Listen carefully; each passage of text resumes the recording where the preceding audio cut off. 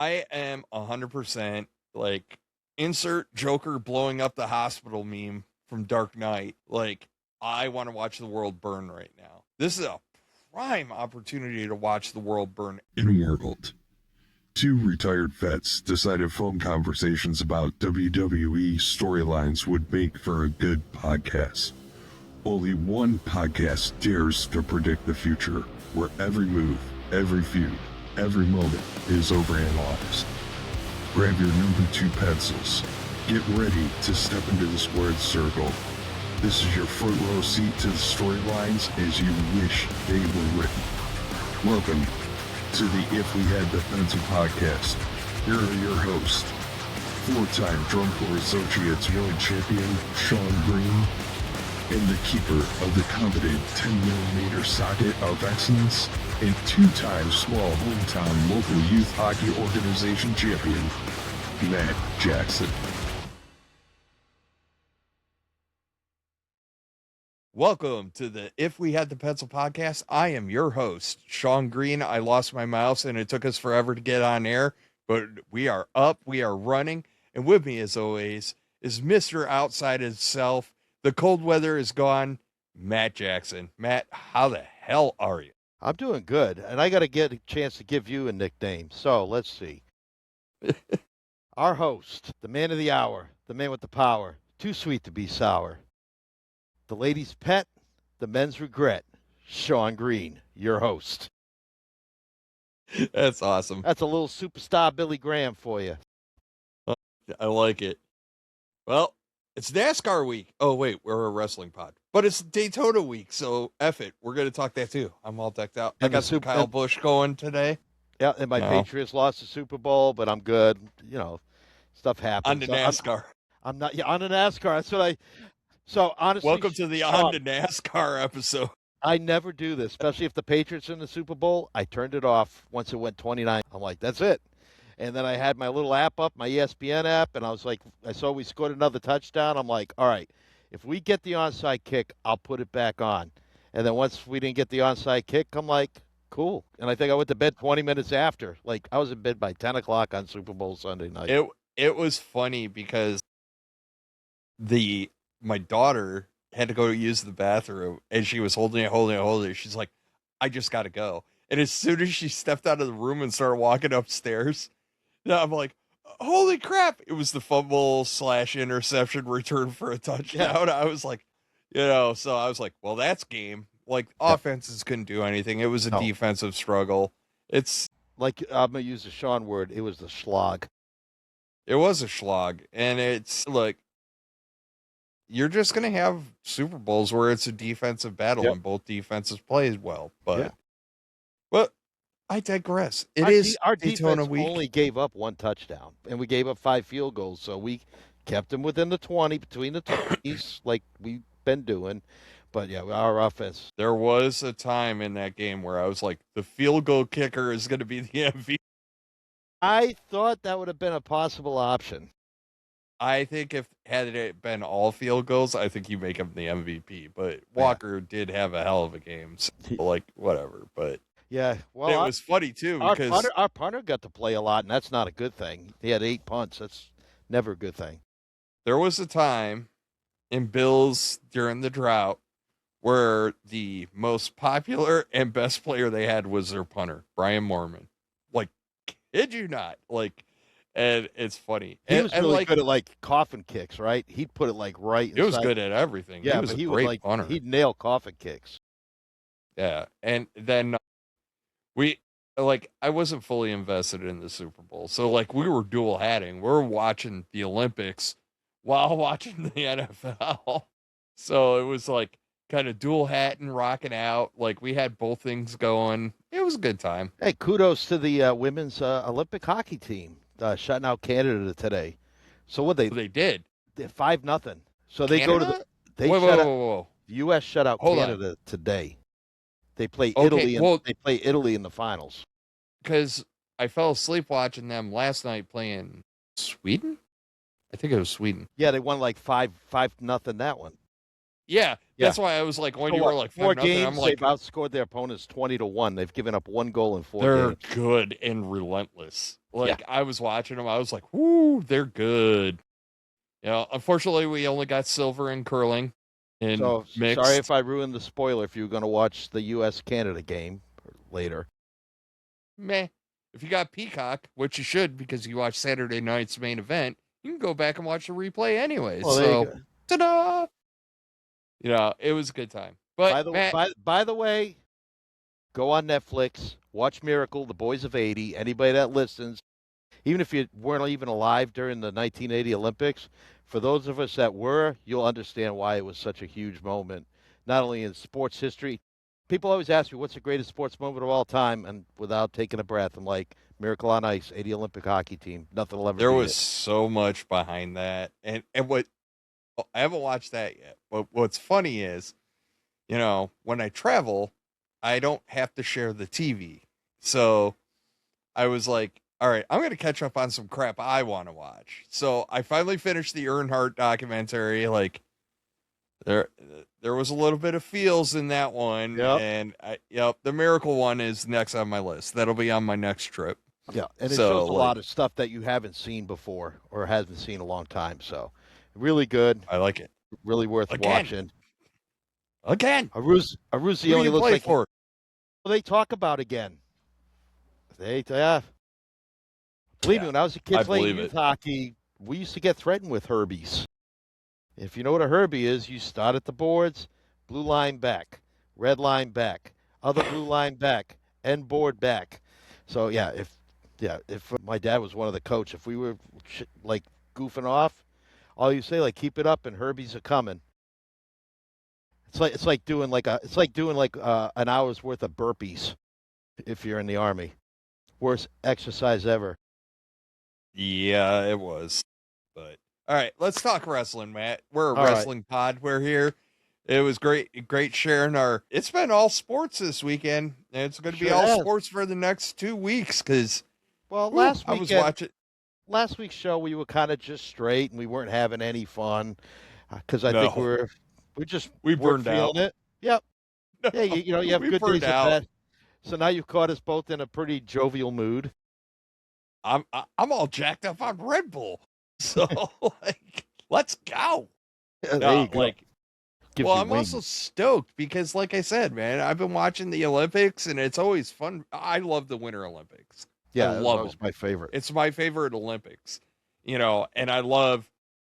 There's so many weird events that I'll just sit and watch and enjoy, and like I just love it because it's something I don't get to watch all that often. You know, so like the sledding events, like one of my bucket list things is to go to Lake Placid and do like the sledding stuff because you can do that. I really want to do that.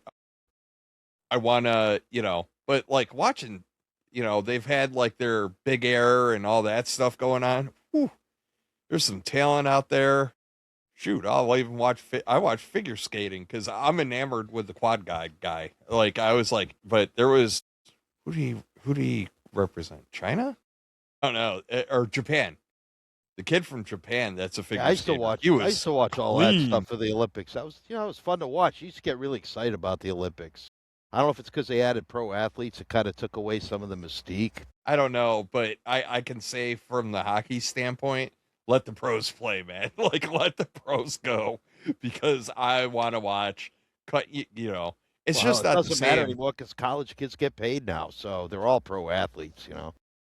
I don't even care, dude. I've just like let it go because like the first year professional hockey players got to play in the Olympics was the hockey was so effing good. And when you just got it was Dream Team on steroids because like the Dream Team, which I distinctly remember, was great, except that they were all Americans with the exception of one or two players that were playing for other countries. And, you know, now countries are catching up, but like, it was only like one and, you know, one team, whereas hockey, it was like Czech Republic, Canada, The Finns, US, Russia, Swedes, like everybody had really good hockey teams and the hockey was just like next level. and it was just so good. And then I'm about to admit and own myself. So we went back and watched the opening ceremonies because SmackDown and the opening ceremonies conflicted. So I went back to kind of catch up.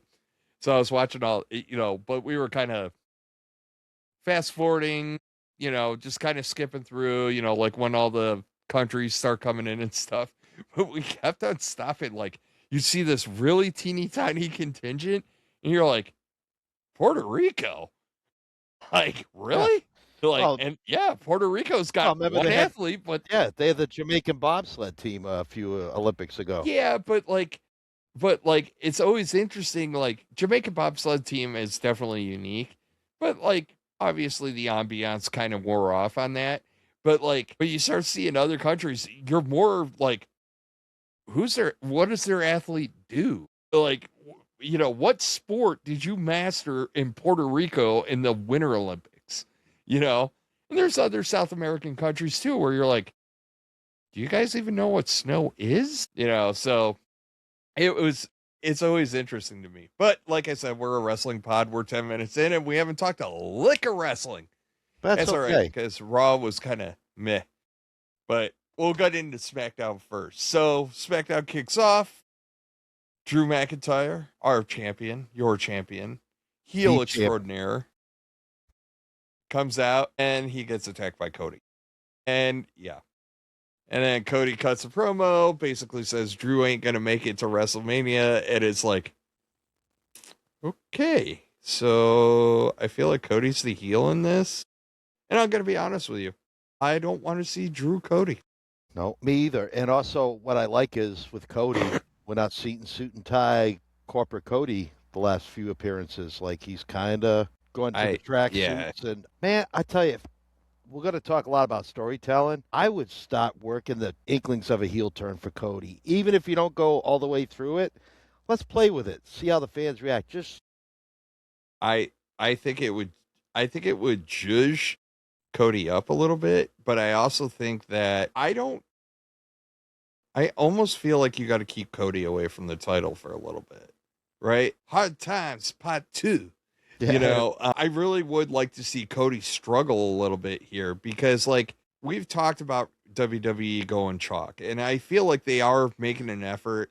Obviously, people are crying because they're like, oh, I don't know the validity of it. There's a report that people backstage are frustrated because WrestleMania plans keep on changing, blah, blah, blah. And it's like, bro, people are getting hurt. You can't develop storylines when Braun Breaker's down with a hernia right now. He had surgery for it. And obviously they addressed it. We'll talk about it on Raw, but Seth Rollins take advantage. Kevin Owens is still out. You got guys dinged up. Big guys that were probably going to be prominently featured in WrestleMania man, when KO comes back, I would put that dude on such an unholy terror. I would definitely do it. But I don't know, like Cody hooting, hollering, blah, blah, blah. And honestly, every time Cody comes out now, I'm like, you don't need to be by the world title picture right now. Like, I really feel that way. And look, from our text chain with Mikey and Nick that, like, for those of you who don't know, Nick's out there. Nick's got a great podcast. Make sure you check it out. He does it with his wife. Excellent podcast. Been on there a couple of times now. Fun times. And also Mikey from BC WrestlePod. Make sure you go check out their content too. Great stuff. So, but long story short, the four of us are all in a text chain and we talk during the show. We text during the shows. Pretty much what Matt and I did. We just got two more people in there kind of chiming in and chirping in. But I am 100% like insert Joker blowing up the hospital meme from Dark Knight. Like, I want to watch the world burn right now. This is a prime opportunity to watch the world burn and let it burn because everybody is so hypersensitive, especially on the social media stuff. Like, everybody's so sensitive. I'd play into that like crazier than crazy. Well, the problem is like Cody, every time, like when he wins the title, like he beat Roman, then he lost to Cena, and then he beat Cena to get it back. So, and then he lost it to Drew, and if he beats Drew to get it back, it's like he has, like you said, the hard times he hasn't gone through enough. He just wins it back from the person that he lost it from, that he No. lost it to. So like somebody, if you're gonna have Drew drop, what I would do, I mean, I would have something happen, Elimination Chamber, where Randy and Cody, they both don't win, and somebody else wins Elimination Chamber, keeps Cody off the world title, but you have somebody that Cody can. You have a story with Cody and Randy at WrestleMania, and you talk about renewing rivalries without a title. That match does not need a title around it one bit. No. And I'm not saying do you curtail Randy Orton going after 15. Like, no, you just have somebody else. This might be an opportunity. Applause for the cause. Yeah, you could have one of the new guys, Trick Williams. That's what That's really where WrestleMania. Well, no, and that's where I'm at with this, which is it would be awesome, especially if he gives a great performance in Elimination Chamber, and then you put him on a Saturday night's main event. He gets his note. The guy's already hit it out of the park. Maybe you go with Trick Williams, and you have something happen Elimination Chamber where Cody or Randy screws the other one over, or whatever, and you end up having Cody and Randy Orton at WrestleMania for no title. Well, you already have the Rumble in the old folks' home going on in Raw, like between Roman and Punk, right? Yeah. Like, it would be nice if we kind of brought a younger guy on to, like, one main event can be your nostalgia meter. We were talking about this before the show. Like, a lot of your top tier talent is riding nostalgia right now, or your top level championship talent that they got there. And it's like, everybody's screaming, salivating, and wanting younger wrestlers to start getting a kick at the can. Trick Williams can go up against Drew. Trick Williams loses. Who the F cares? But I bet you, but the point is that, like, people are salivating for the youth to start getting a bump. And it's like, yes, I know they'll get there. I still stand by my statement. We're in a transition between eras. So it's going to be a little gray, murky, and ugly. But, like, because all the younger stars are getting themselves established right now. But let's, like, take advantage of that. Like, let's put a Trick Williams in that main event. Sink or swim, mofo. Like, let's go. But leading up to it, he has enough mic talent that he can sell you all the way up, building up. And I'm convinced of that. And, like, I feel like I always got to put this disclaimer out because, like, people get really confused with us. Matt and I only watch main roster. That's it. We don't watch any other products outside of AAA. And AAA is just for fun for us. But we don't watch any of the other products. And there's a reason for it. Because when NXT stars get called up, when they sign somebody and bring them to the main roster, when we give you our genuine opinions, they're genuine. We have no foreknowledge. You know what I mean? Obviously, if some crusty old bastard, Chris Jericho, comes back, then yeah, okay, cool. We know that guy, but we'll get into it because I think him and Chelsea Green should have a program.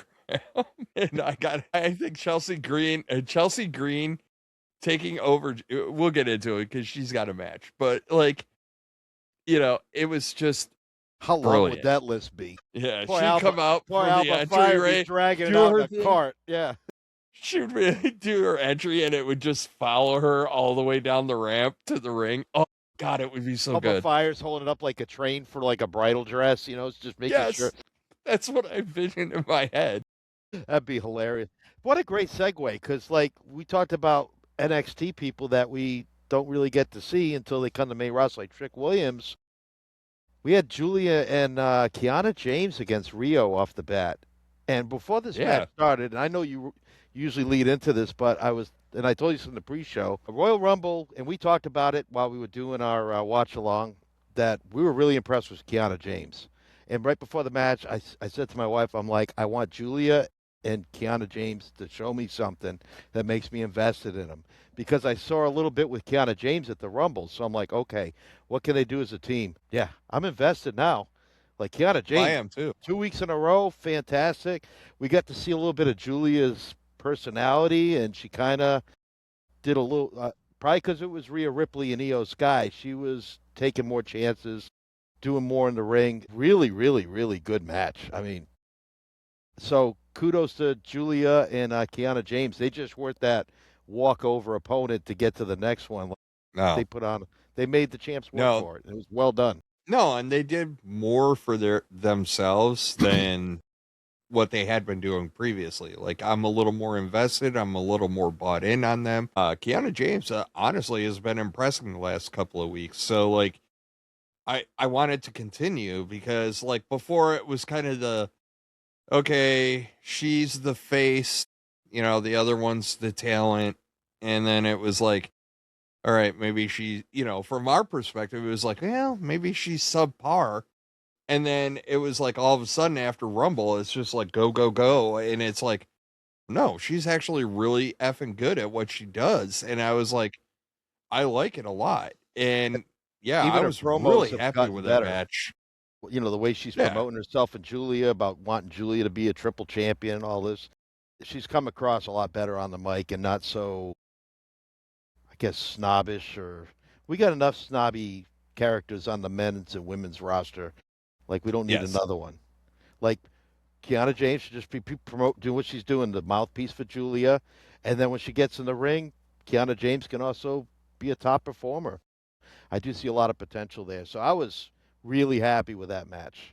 That set the As was I. and that really set the show off on a good tone. Like, I mean, you had a decent thing with Cody and Drew, but then went right into this match, which I think ran 2 or 3 segments. I think it went a third segment. So really good. 3-hour show, so it probably did. Yep. Yep. They get a lot of matches on SmackDown. I love it, and that's we'll I talk know, about- I know, and they're sensible matches, right? Like, Yeah. we're not spinning the wheel of fate, and it would be like, all right, it's Otis, Joe Bag and of Donuts and Donnie Schmuckatelli in this corner. Go get homegrown 'em. talent, like you know what I mean? Like, it's actually legit. It's not thrown together. So after that, we get Carmelo Hayes and The Miz running it back, like carrying on this story with the no title on the line. My bad. So I don't know. Like, I like more that Carmelo is working with the other younger guys, the younger's relative, but Ilya and all them. I like, and now, I don't mind him having a match with Miz, but honestly, it's more about the Miz. I'd rather Miz go off and do something else. Go annoy somebody else, go pester somebody else, go do another thing. Yeah, I agree. And yeah, the Miz is always going to put on a quality match. Like, he's always going to give you a top effort. But hopefully this closes out that chapter. In my notes, you and I would talk about how bad Joe Tessitore was on commentary Friday. Man, all he kept saying, man, oh man, man, oh man. Like, it's like a record player that kept on skipping. Like, man, oh man. Somebody should sample that. Man, oh man. Goop, man, oh man. I'm going to add it to our intro. And then you can put Wade Barrett talking about his loins tingling, in the background while he says, man, oh man. My loins are tingling. Man, oh man. But no, he was bad. To premiere. I really do think it's not Tessitore's the problem, because when he worked with Corey Graves, he was much better. I think Wade Barrett's the problem. I think that the secret to success, and it's always been this, the secret to success is always, there has to be that chemistry between the two of them. Both will help. Between both of them, the color and the analyst, because, we got spoiled. We had it for years. As much as I hate Jerry Lawler, and he annoyed the crap out of me. Yeah, but sometimes he would give you like a good insider view. He would. He would. And then Corey's kind of really morphed into that. And I think that obviously him and Cole play well together. I think it drops down a notch if McAfee's around, because then Cole starts fanboying out and they just have they're like buddies. They're just talking like you and I talking during the match. And it's just like, yeah. What was the show that WWE had in the 90s when they used to put a ring at a bar? Was it Sunday Night Heat or Shotgun Saturday? It would be like at a bar.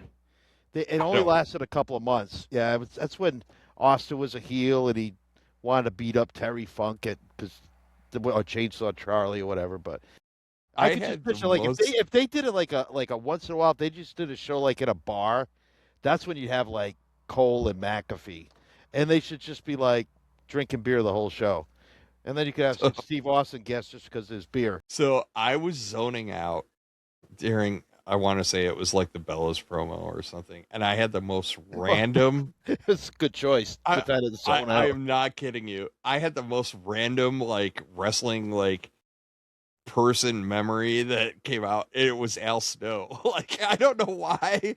I was just like, I'd rather watch Al Snow right now. You know, what does everybody want? You know, I really did. It was the most random thing ever, and I was like, I loved Al Snow. He made me chuckle. But it was so random. Like, Al Snow, I haven't thought about him in a while. The member berries got me, man. Did you ever see the footage of him in ECW where like the entire arena has the heads? I think they gave like 2,000 heads out at the ECW, and they're all just shaking them. It's a really cool visual. So I don't know why didn't WWE capitalize on that? Can you imagine like 15,000 like foam heads just shaking in an arena? Head. Yeah. Anyways, so everybody wants a little. In that transition, so we get our first Elimination Chamber qualifying match, and it was Tiffany Stratton, Lash Legend, and Chelsea Green. Now, obviously, because Chelsea Green's in this is where my whole idea of she would be so good with the list, you know, because she's done really good about just being that over the top Karen where she's just like, fun, you know what I mean? Like stupid like that. And when Jericho was doing the list thing, I was like, well, they should so hand off the list, you know, have her. I have grievances. What way you do is you have Jericho come in, and Jericho like just go right to Chelsea, and I now give you the list. You're in charge of the list. Well, you go innuendo. No, what you do is you go innuendo. Like you have Jericho come out and he's like, the list is back. And Chelsea Green just, mine's longer than yours. You know, like you could totally go innuendo. But no, I love this match. We got she was a crowd favorite that night. Ooh. That crowd wanted her over. They wanted Chelsea to win. And honestly, it had to be some positive. It had to be a big confidence boost for her because I heard she was kind of a little upset about how she was portrayed, but I don't think she was portrayed in Unreal in a bad way. Like that was kind of a role, and she said stuff to the same. It was just hearing leadership say that, and that kind of.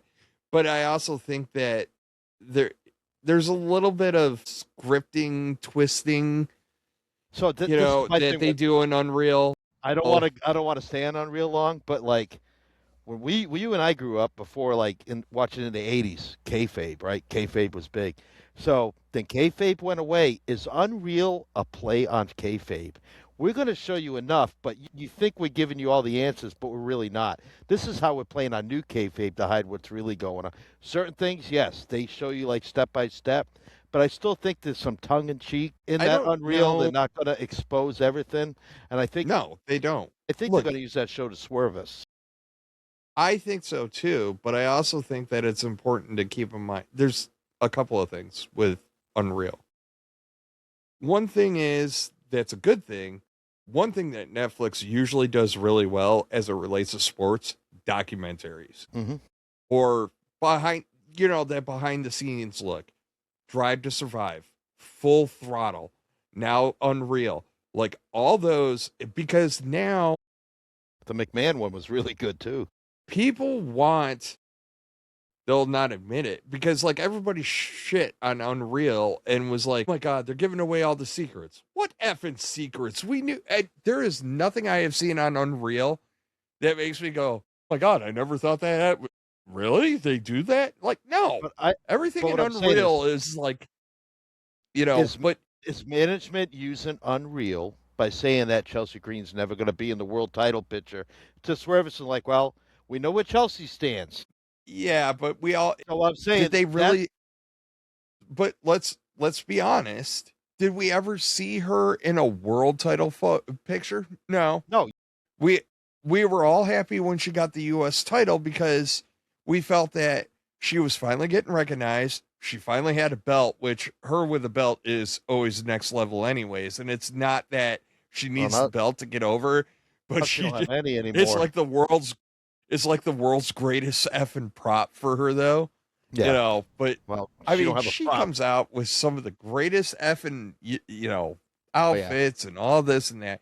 But the reality is like, yeah, you could swerve off of that like hardcore because you would be like, wow, I never even saw that. I think that you got to get past silly season, which we're in now, before you do that. But if they're going to swerve it, I'd have Chelsea win the Money in the Bank ladder match. Oh, I totally would. That's I totally would. That's when you throw the swerve and you have Chelsea win it. I totally would. Because she could even fail the cash in, but like I totally would.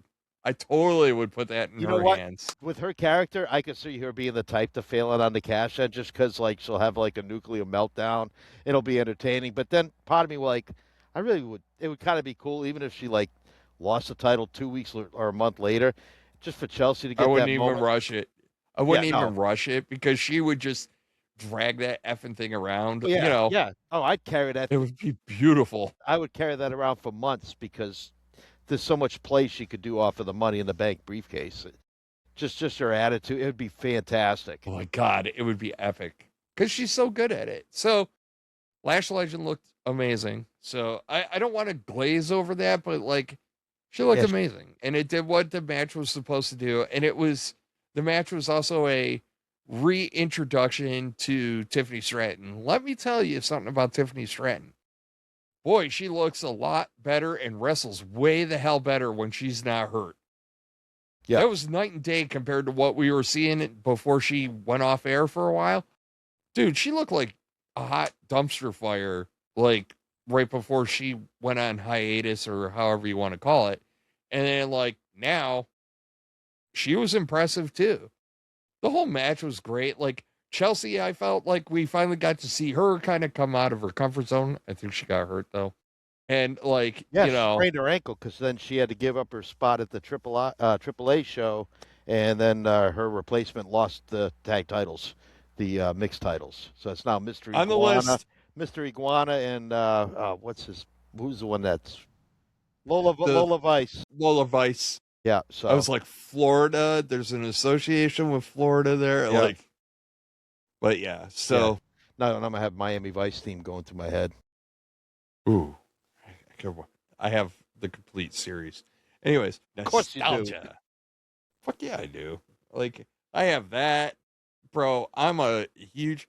You got more stuff in your Apple stuff than the Library of Congress probably holds. No, I have a huge nostalgia problem because, like, my youth, because of syndication, I grew up with so many certain shows, and, like, I'll go back and watch them. So it's like, I go back and watch, like, I have all the Miami Vices because I remember watching them. I have all the A-teams. Still waiting for him to come out with a box set on Apple for Knight Rider and Airwolf.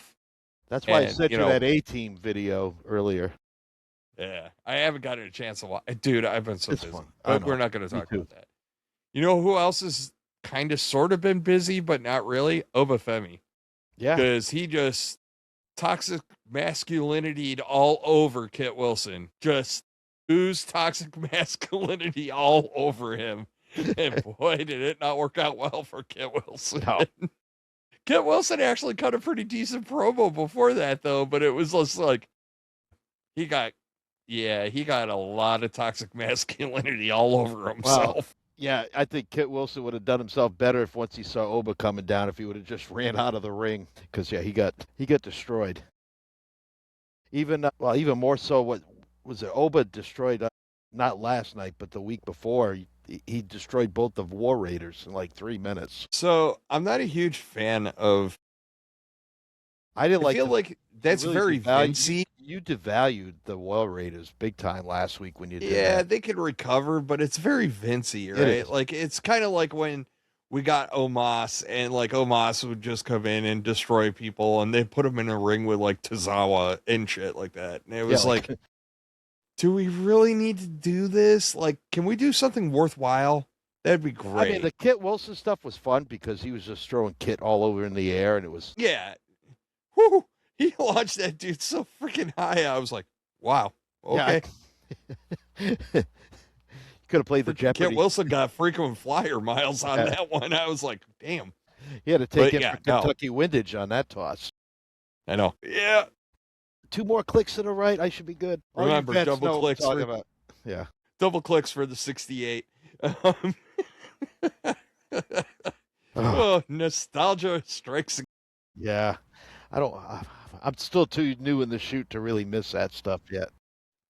Yeah, it's crazy. So Drew McIntyre comes out again, tries to talk, and gets jumped by Jacob Fatu. Too. You know what I really want? So I know I said this, while we were talking during the episode, and I was like, I want Drew to do Drew. And what I really want Drew to go do is, you think it was me. I told you it wasn't me. I've told you multiple times it wasn't me. But I dug up this footage, and you show Cody that is the one that knocked out freaking Jacob Fatu's teeth. I was like, let's do it. That would be great. God, the spin you could put on that, child, that's some real winning stuff. You just have to find a reason for the why would Cody do that to Fatu. Intimidated. I don't know. But there's a ways around it. And does Cody come out with the, wasn't me? I saw you on video, wasn't me. Or does it come out with the, I was having a bad day. You know what I mean? I was in my feels and I was just, I didn't realize the Wheatley vodka was going to hit me that quick. Yeah, I know. Me and Jay Uso were hanging out and one thing led to another and I knocked out Jacob Fatu's teeth. No, but I feel my spidey senses are not fully tingling, but a little bit tingling. That says that the match with Drew McIntyre is going to be a triple threat. So yeah, it looks like it's angled that way. That's not uncommon. They usually have one of the world titles end up in a triple threat. I'm not fully on board with it, but Yeah. So then we got back to wrestling and we got Tama Tonga and Shinsuke Nakamura. I don't know, man. I don't understand this whole thing. And I think we'll get more context moving forward because I'm sure Shin will cut another promo. But I was like, okay, we know they got history, but it took all the MFT to kind of screw Shinsuke. And it's like, are we going to get the Shinsuke promo of, I told you were weak. I told you couldn't beat me by, you know what I mean? I don't know. So it's like it just felt very bloodline-ish with MFT's attack and I think we've seen this before. When the Vision does it, it's different because the Vision has their own way. Because when the Vision attacks, it's just chaos and it's great. We'll talk about that. But again, I don't find the MFT intimidating. JC Mateo, with all the makeup in the world, he still has that goofy trick or treat, happy Halloween grin on his face. And then the big guy. He's not really a killer. He's just a big guy. He's just a big guy. And I think that's the MFT's problem, right? They're just a bunch of guys. If they weren't wrestling, they'd be hanging out on a porch, just chilling with each other. It doesn't come across as, you're how do I put this? Yes, there are people you don't want to mess with, but you know what I mean? It's but they're not scary from the get-go. They should, they don't have a scary look about them or an intimidating look. Their vibe's a little off. Okay, so we get this wonkiness.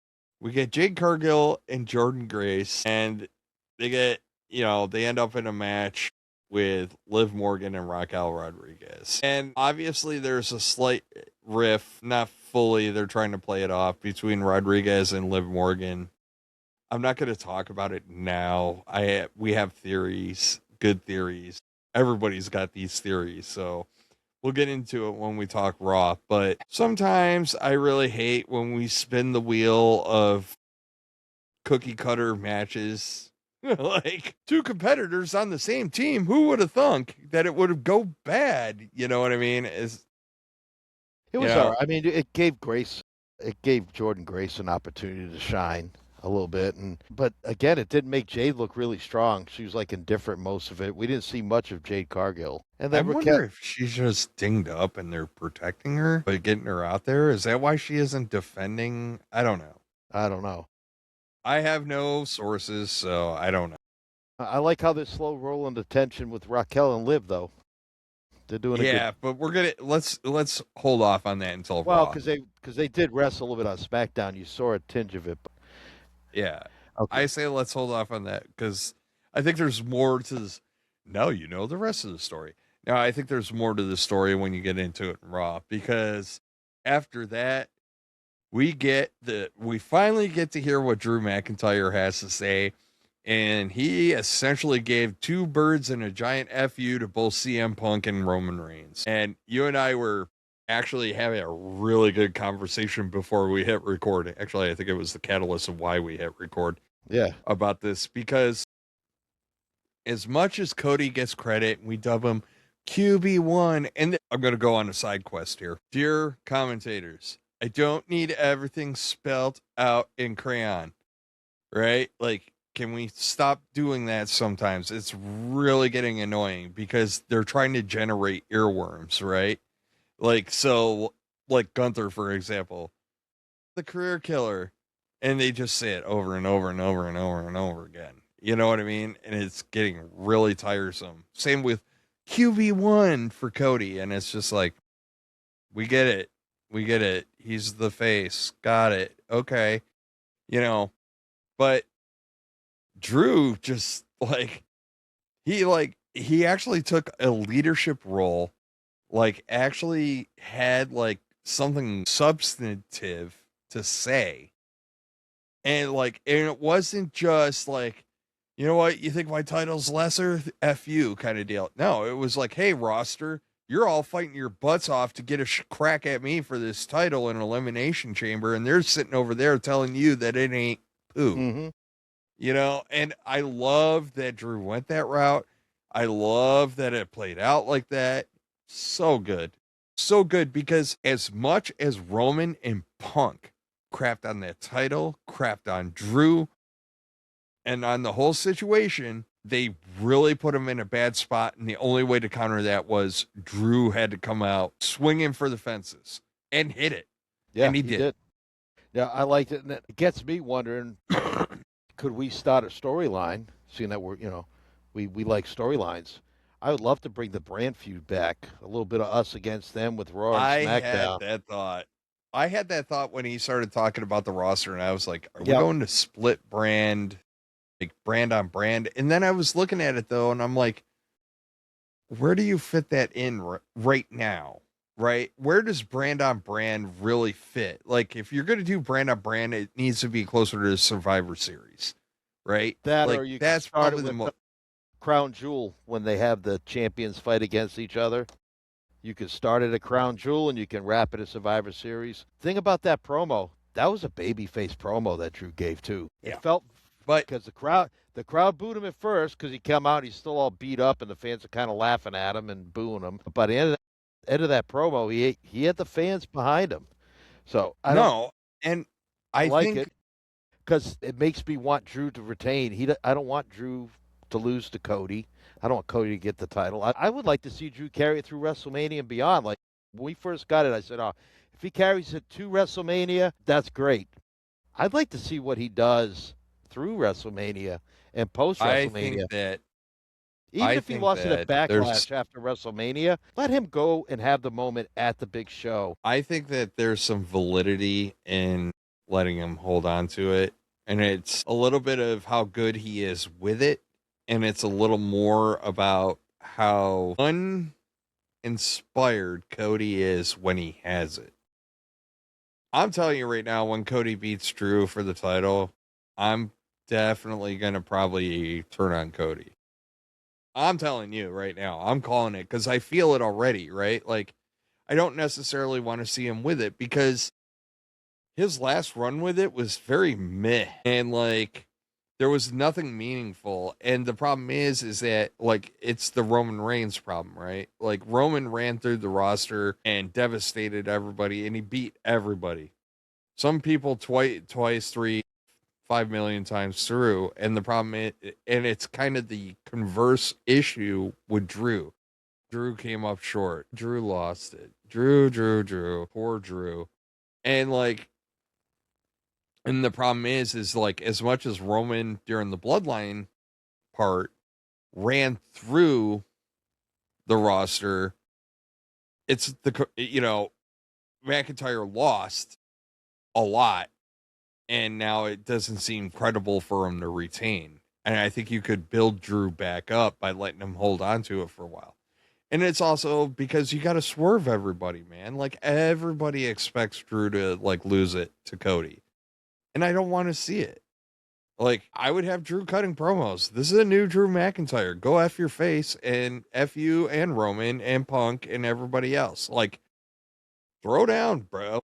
Because, like, I'm just so over it. You could have Drew come out again this Friday, and he actually, just to even spike it up, he could come out and say, you know what? I want to thank you, CM Punk, and I want to thank you, Roman, for calling me out. I think he kind of did. Because now, like, you lit a fire under my ass, and, like, it's not, it's not going to be. But yeah, he did kind of hint on it, but the fire that Drew came out with that promo is what I wish we would see out of Cody. And if Drew came off as authentic, Cody at times comes across as vanilla. Like, I guess is the best way to put it. Well, Cody always does everything in the center of the ring. Like Drew, he just I didn't even go in the ring. He just stood on the announce desk. Climbed on the table. Commandeered it. Yep. Commandeered the announce desk. Stood on there and just stared at the crowd. I thought what he said was really good. And just the visual of it, too. Because when you're in the ring, you see all the ropes, but he was closer to the crowd. So it really gave a good look. That's the beauty of Drew, though. Because, like, what does Drew always give you? The truth. Drew McIntyre never lies to you. His perception of the truth may be a little wonky, but Drew always gives you the truth. It is hard and hard to him. It's the truth. Yeah, he's not lying to you, even if he is. Because he doesn't know. He honestly believes his crap. And then it happened. Trick Williams' music hits, and Trick decides, I'm gonna go face to face. And Drew basically told him, like, all right, you youngin', but don't you ever step to me like that again. Which means Drew should cut another promo like you said, and then Trick Williams should come out again. I love me some Trick Williams. And, like, I think this was pre-show, that was a too. Big thing, too, because that shows continuity in the character of Drew. Because Drew was doing the same stuff with Logan Paul just a few months ago. And now he's doing it to Trick Williams. Like, all right, let's see what you got, but don't ever pull that rookie. Don't ever disrespect the veterans. Yeah. I like that they I'm sure a lot of people didn't catch it, and I didn't catch it until you were just talking about Drew responded. I'm like, yeah, that's the veteran leader saying, hey, this is how it's done. Well, and it reinforced that leadership of SmackDown. Like, I really, because you kind of see it with Punk right now. Punk kind of paid it lip service. It's like, I'm the champion, so this is my show. And it's just like, well, you don't act like it half the time. And you kind of got that with Cody too, where it's like, I'm the champ, I call the shots, blah, blah, blah. Whereas Drew's like, this is my show. These are my people. You know what I mean? Like, he went outside the bubble of the championship and the generic show and actually went after the wrestlers. And I think that's really cool. And I like it a lot. And then I don't know if man, we've talked about so much already, but like we were talking about this too, which is like, I don't think you don't need both main events to feature crusty old farts for the nostalgia meter. Have your old fart showcase on one side, have a young and challenging big time for the other. Like, I really hope Trick Williams wins. I think that the promos between him and Drew could have a lot of substance.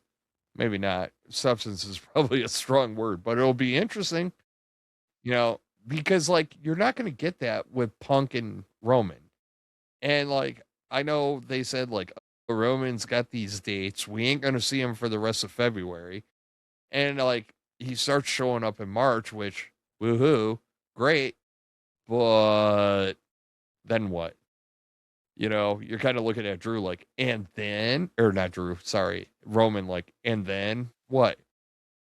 Because like, are we going to get substance out of Roman, or are we going to get what we got all the time with Roman, which is graphic? In 2 weeks, Roman Reigns will grace us with his presence, and you get like a 1 minute run in or a cut, a tape promo or like a backstage tape promo. And it's like, if we get that on the road to WrestleMania, I'm going to crap all over.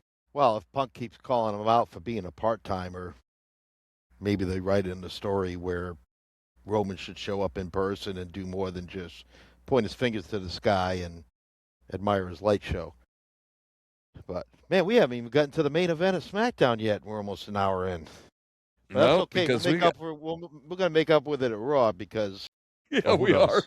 Who knows? We could talk just as long about Raw probably because we say that and then we get on a tangent. I know. But this is why you tune in. That's right. So we get a men's qualifying match for Elimination Chamber. We get Randy Orton, Aleister Black, and Solo Sikoa. And okay, it was a nice little mix. It's a mix that you don't normally get with those three, so I enjoyed it, and I liked the ending. And I kind of felt the ending coming, but I was so happy that it came out the way that I thought it was going to, which is Solo's just waiting for Randy to turn around to give him the Samoan spike, and like Randy's just like, nope, RKO. And I'm like, yeah, I'll take that. No, that was well done. Would have liked to seen a little bit more Alexander Black. It seemed like he was gone for long pauses, but I think the focus of that story was on Randy and Solo anyway. But really good. So really good SmackDown. It was. A lot of stuff in there. A lot of stuff that could point you towards WrestleMania, or at least in the next month or so. But there's a lot of good stuff. A lot of good stuff to talk about. I mean, we didn't have any Dragunov on that show. We didn't have any Alexa, Charlotte Flair. We didn't have a lot of the top stars, but we had a lot of good stuff. No, tons of good stuff, and I really enjoyed it. Raw, on the other hand, it was just like the Super Bowl, a slog. And I felt like, I don't know if everybody had Super Bowl hangovers. Has left the room. That's what it felt like. Yeah. And like, usually Cleveland's like a really good crowd and all this, that, and the other, but like, holy crap. It just felt like the show dragged a little bit. Like, the pacing was so off, and it's just like, I felt bad for that crowd because that crowd was like, they were just looking. They were itching. We want to make noise. We want to be excited. Give us something. And like, we didn't get it. Meh. Till like the next to the last match. But yeah, it just schlag. It definitely schlag. It was a schlag. I don't even know how you spell it. So if I got to work on this and post, I don't know. Try it with an S. Like schlag, schlong, whatever. It'll probably have a schlogging schlong. Anyways, so we kick off the show. Becky Lynch comes out. Because obviously Bleacher Report says it, Sports Illustrated says it, that Becky Lynch is going to kick off the show. And then AJ Lee comes out. So, a Sean gripe number one. We haven't seen AJ Lee in forever. Like, what, Chamber? I think is the last time we saw her. Or not Chamber. War Games. Survivor Series. War Games. Did she even show up after that, or that was it? I don't think so. So, like, we finally get her appearing, and I'm like, wow, a lot of people got the Roman Reigns contract now. Anyways, show up once or twice, you'll be fine. We'll give you title matches. But, yeah, she comes out. It is kind of cute, because, like, Becky has, like, a meltdown, like, a straight-up, like, mental break meltdown. And, like, and then, AJ Lee's just feeding the beast, and just twist it.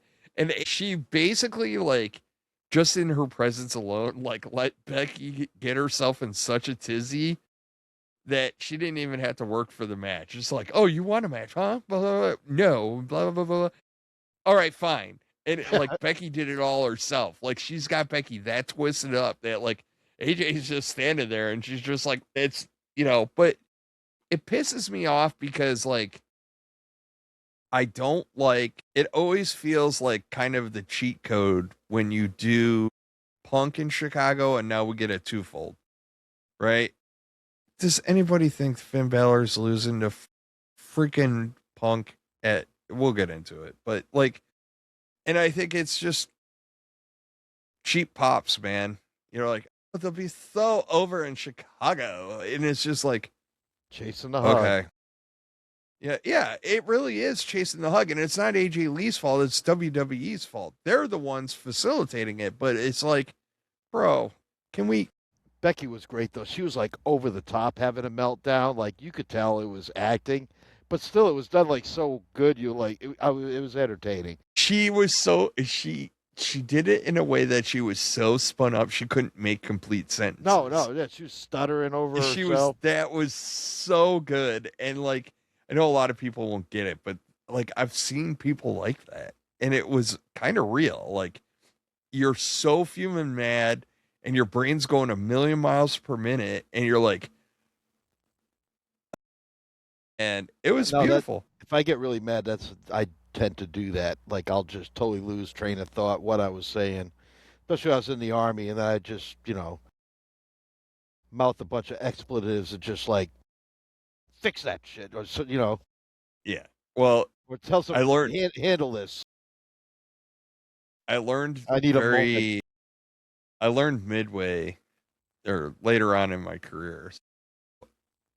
I kind of became a hoot and hollerer for a little bit, and it was like taking its toll on my health and everything else. And then I learned that like it's better to be calm 90% of the time, because when you go nuclear in that other 10% of the time, it's so much more impactful.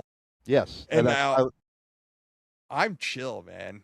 I am, to quote Jack Frost in Santa Claus 3, like, I invented chill, so like, you went like Bob Ross mode. Once I get out of the military, I'll never raise my voice in anger again.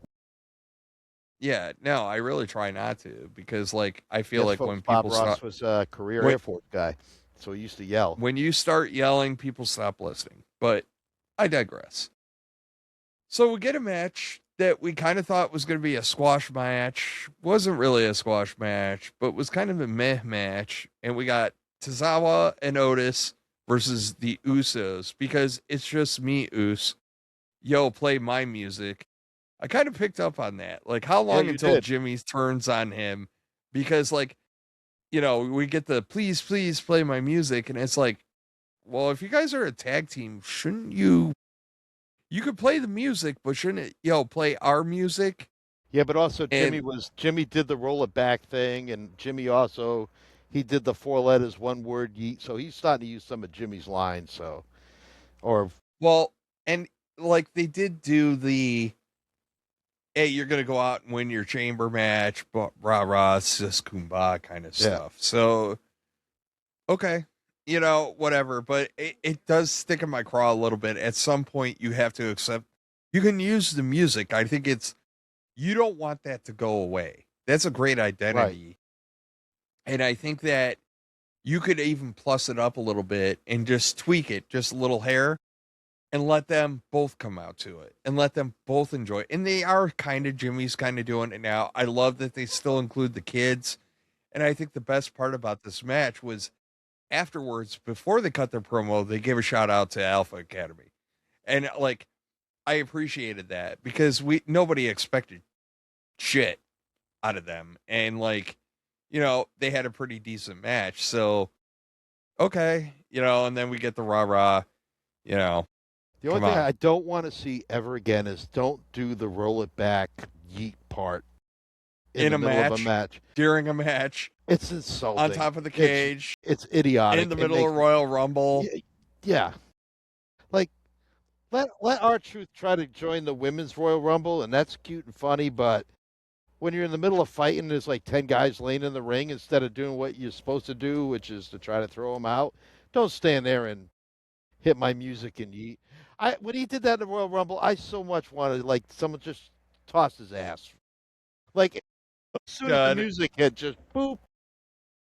Such memories, though, man. Like, you brought up the R-Truth thing. I remember the Rumble match where he brought a ladder.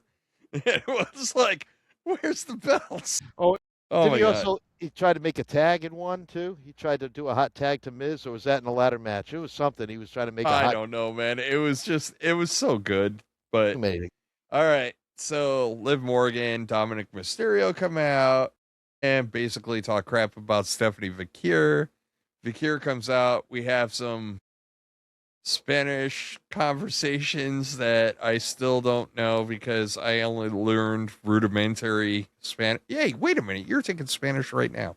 Doesn't mean anything. Translate for me. Translate, monkey. Let's go.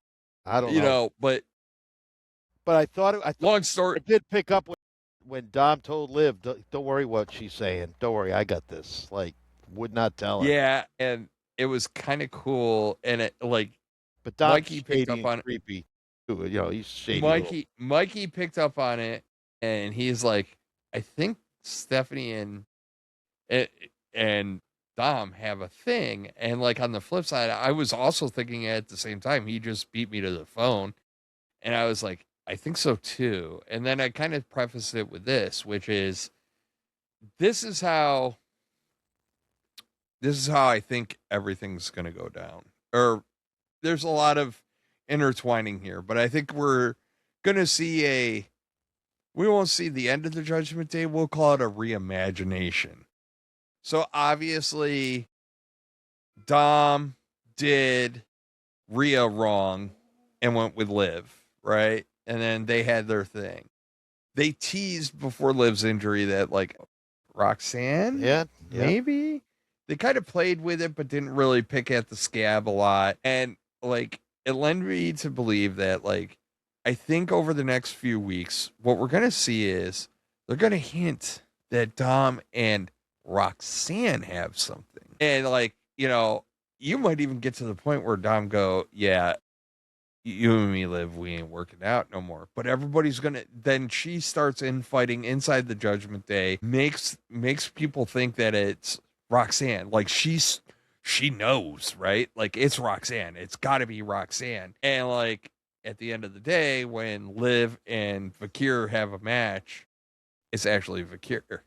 And so does that make Vakir a heel, or does that make Dom go face? Or because you got a mixed pairing, because Vakir's a baby face and Dom's a heel, but depending on whatever it depends on how you sell it, right? Because like it's tough. Like Dom's over and he's great as a swarmy heel. Like I don't know why when I was watching Raw last night I was just like, God, he reminds me of freaking Ben Stiller's character in Dodgeball. Like it's the stash. I got it. But like nobody makes me bleed my own blood. Nobody. But yeah, like, but I think I like it for one of two reasons is, and you can go either way with it, right? But I think that what happens is Liv goes so conspiratorial inside the Judgment Day that she kind of alienates herself and establishes herself. She starts doing shitty shit, right? And that makes her just vile. And what ends up happening is because he's with Vakir, that it's when it happens, it's Liv getting her comeuppance, right? Like I think you could make it where she goes so over the top, like she just berates Roxanne. Because keep in mind, this is all gamesmanship, right? Like she thinks it's Roxanne, it's not Roxanne, it's Stephanie. Like the thing is, like I don't want Liv to turn face because she's so good in her character. Is Consuela and then Vakir, it don't matter. The evil twin. You can make Vakir a heel, no big deal, because she's not like super. And that was kind of my point, right? Like if Vakir, Dom is such a hot heel, and I know that a great heel usually ends up. So you make Vakir a heel. Does it really hurt her character? She's nowhere, right? Like she's kind of getting over. People like her. People get excited to see her, which is fine. But like nowhere on the needle of heel face. She's just kind of in the middle. Like she's just there. Like nobody cares. So if she goes heel, like people will just be like, all right.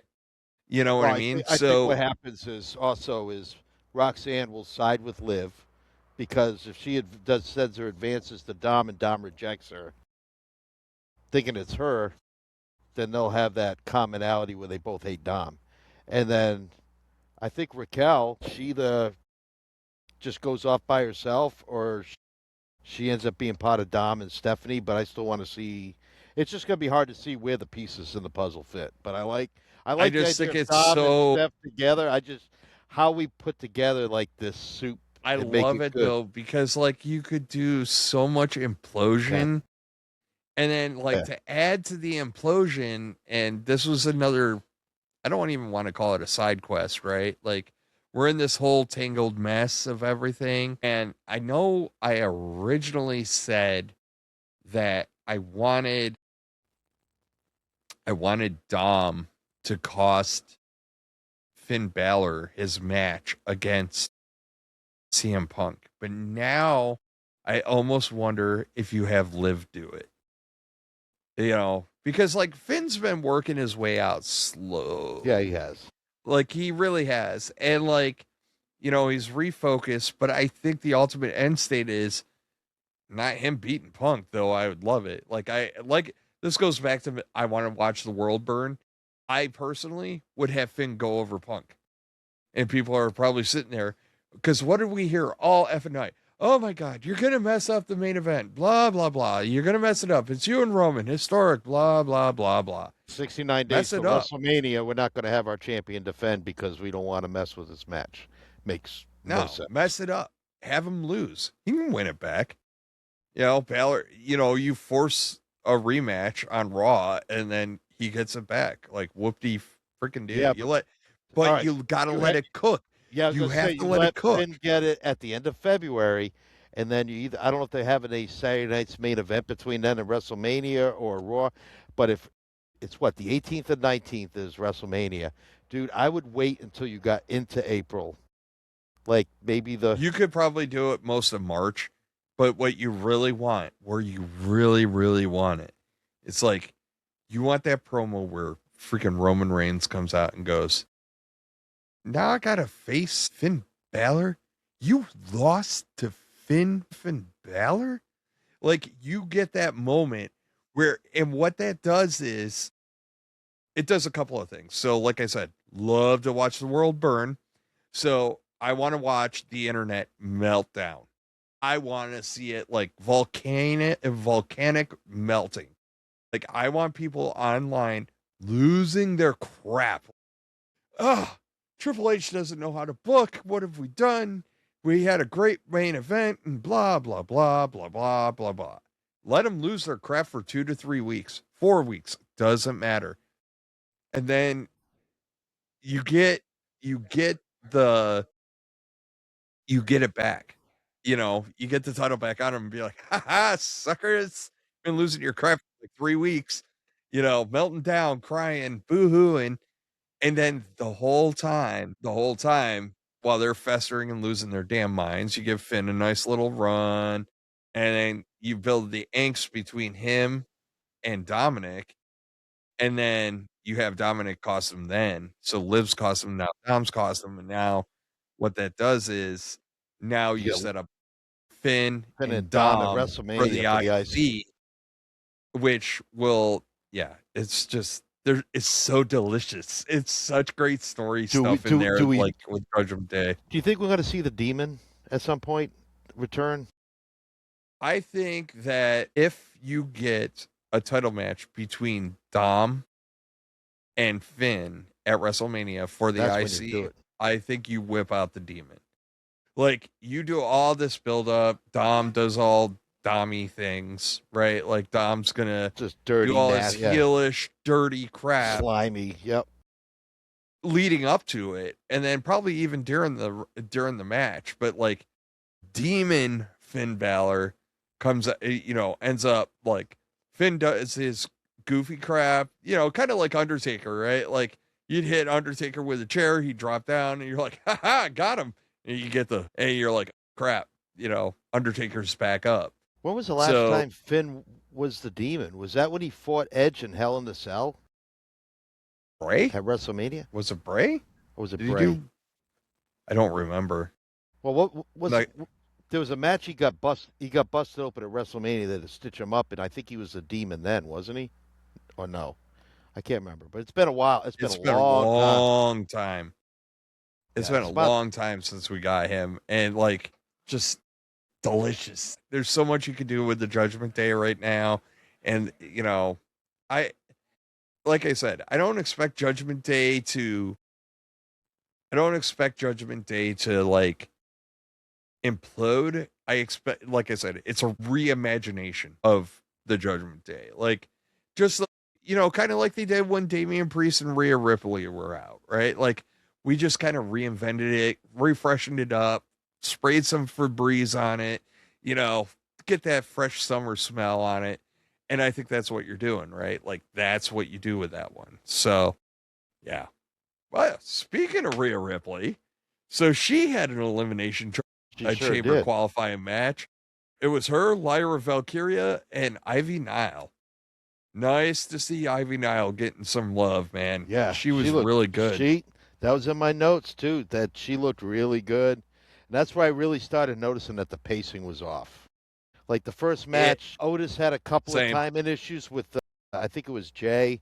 But this match, it was just like, oh my goodness, like people were like waiting on people, or other people weren't getting there in time. But Ivy looked good. It wasn't even just that. She's got a different look too. Like they made her, they freshened up her look a little bit. Well, the hair isn't in that like really tight. Yeah. Like it looks like, you know, she's trying to suck her brains out through her braids. Like they let her hair go and stuff like that. But like, I'm with you though. I witnessed it. Like, this was the match where I kept on going like, man, I don't usually see Rhea operate this slow. It was slow, like noticeably kind of like, it was almost like, the best way I could put it is it was almost like they were doing a walkthrough of the match. Yeah. Not actually doing the match. They were like walking through the match. You know what I mean? Like, they were like 80%. That's what. Yeah. Yeah. And it was really noticeable. But, you know, I don't know. Like, it's fine. Rhea goes over, probably the right person. I think you want to see Rhea. You want to see Rhea in the chaos, right? Like, there's going to be some fun moments in there. Yep, and that means that we're going to see EO. She'll probably win her qualifying match. I think that's a pretty safe bet because she's got to, you know, climb up the chamber, jump off with a trash can or something. I don't know. You know. So then, after that, so we have the world champion interview with, and like, if you didn't know this interview was going to get interrupted, I don't know what to effing tell you, man. Like, it was so blatantly obvious, like backstage stuff, this, that, and the other. I do like that Finn kind of pointed out, he's like, you had your, you know, Pierce drops the, you had your chance. And Finn's like, well, just like Royal Rumble, like, good for you, Finn. Cause like, F you, I'm all for it, man. Like, fine. F you. I don't effing care. And good for Finn, man. Like, I'm all for it because it made it much more compelling because like, still think it was shady that he was like, oh no, I filled the Rumble. And it's like, I almost wonder if we're getting the underlying abuse of power by Adam Pearce, general manager. Not so much as that, but I think you're almost setting up, how do I put this? A slight resistance cell inside of Raw, right? Like, SmackDown all just kind of holds it down. Everything goes fine. But like, you've had these like little things like with the Vision and Pierce. Now you got this thing with Finn and Pierce. You know, I'm sure there's a couple other people that are plenty pissed off at him, Becky Lynch. You know, so like, I think you get a little bit of that. So it makes me wonder if they're kind of setting the seeds for like a, you know, almost like a, you know, the anti-establishment movement, you know what I mean? And which is cool, but yeah, it would be interesting. It would definitely be interesting, but I don't know if that's where they're going. But like, if you didn't know that match, if you didn't know that interview wasn't happening, I don't know what to tell you. It was about as plain could be. And I like that, like a better way of putting it, Finn threw a temper tantrum. And I'm glad he got his way. As Punk, you know. Well, I mean, he did have a point. And then, to his credit, Punk wanted to fight. It was all Adam Pearce looking like the heel here. fine, we'll do it at Chamber. Yeah. Which is fine. That's kind of the I half-ass gave you what you wanted kind of deal, but not when you wanted it for both of them. So it was like, I'm still in charge. So it's like, fine, we'll do this, but. And it was. Pierce said no twice.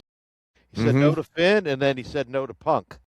And which then is finally, why I keep on saying, like, all they boo-hoo about. Michael Cole said it, Adam Pearce said it. Oh, you don't want to screw up this historic match. Screw it up. Screw it up. Let Finn go over at Chamber. You got time to fix it, to put it back. Like I said, let the internet go wild, man. I'm telling you, the minute Finn Balor beats CM Punk for that title at Elimination Chamber, whoo, child, I'm coming here with receipts. I'm going to screen grab everything I can because I'm just going to look at people and be like, and there's still plenty of time to fix it. I'm good if Finn loses against Punk at Elimination Chamber. If there's something wonky that happens that furthers the future Finn Dom Judgment Day split.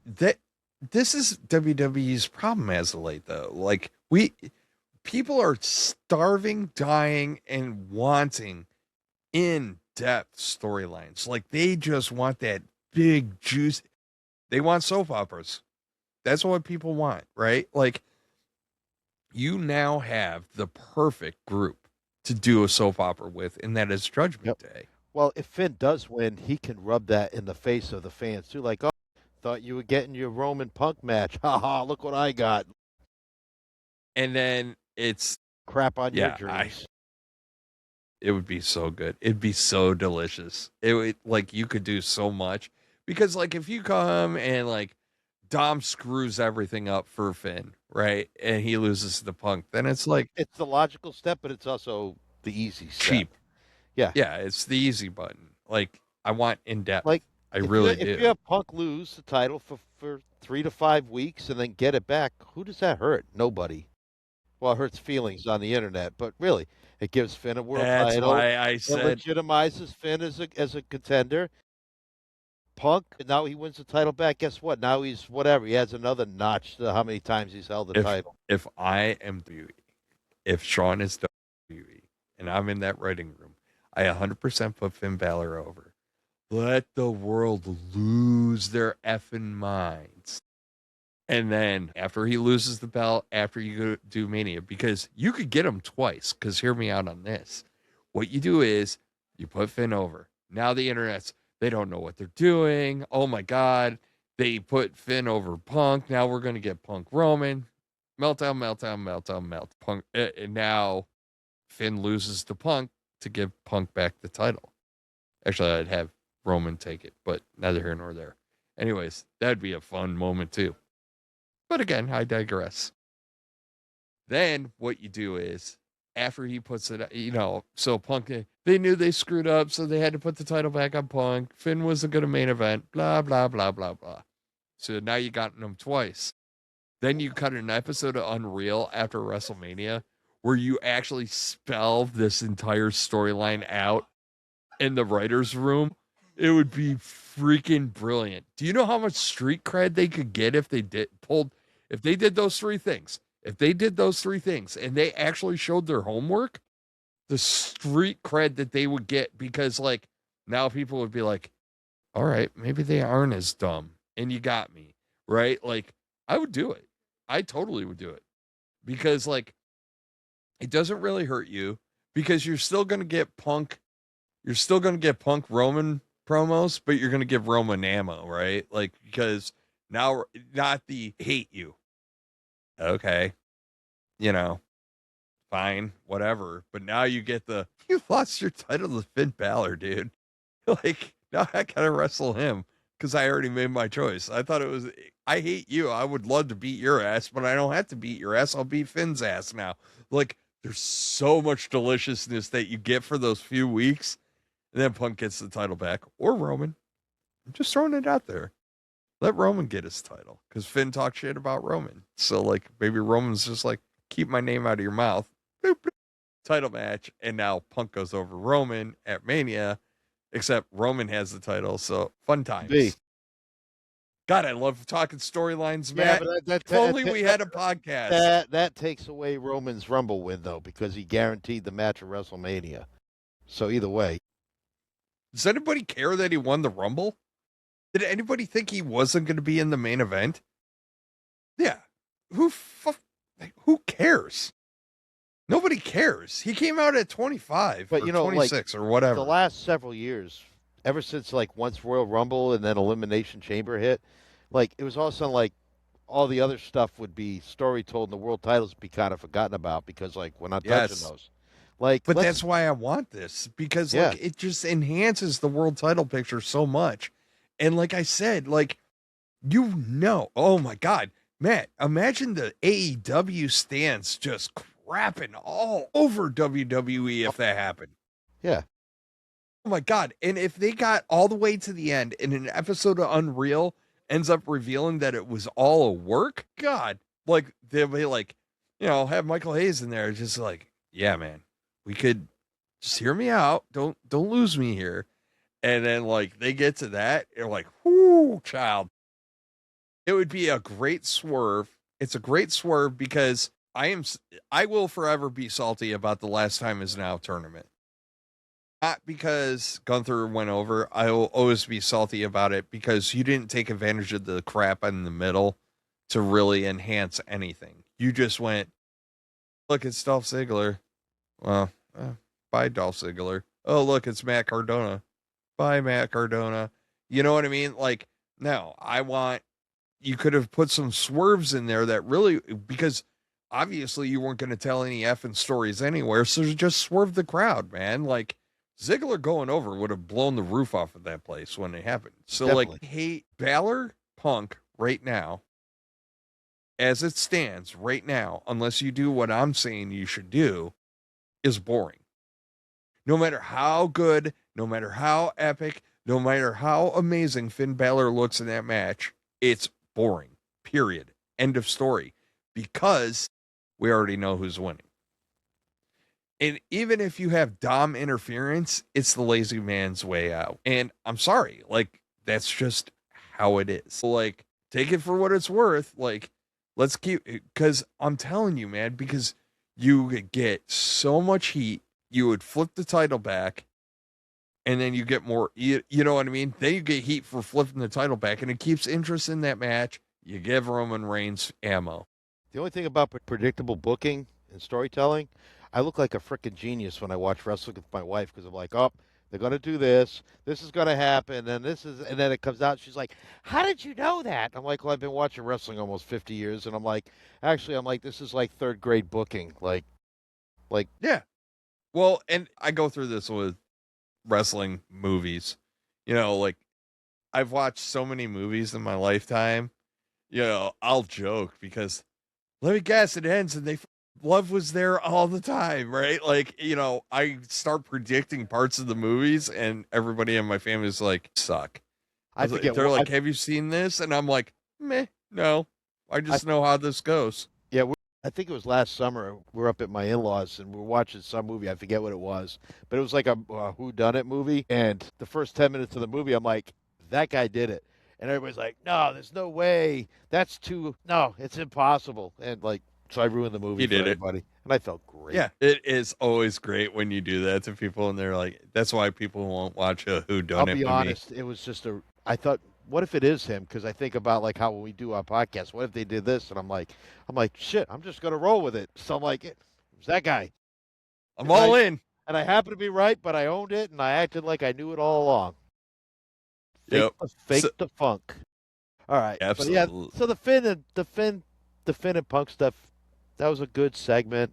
Again, still nothing really that would kick the show in the pants yet. Nope. I was hoping and then that Maxine and Natty was going to add a little spark. That went exactly how I thought it was going to go. And it went into a double count out. And I thought it was just going to be one of those, like, I knew it was going to be a Maxine getting her ass beat moment.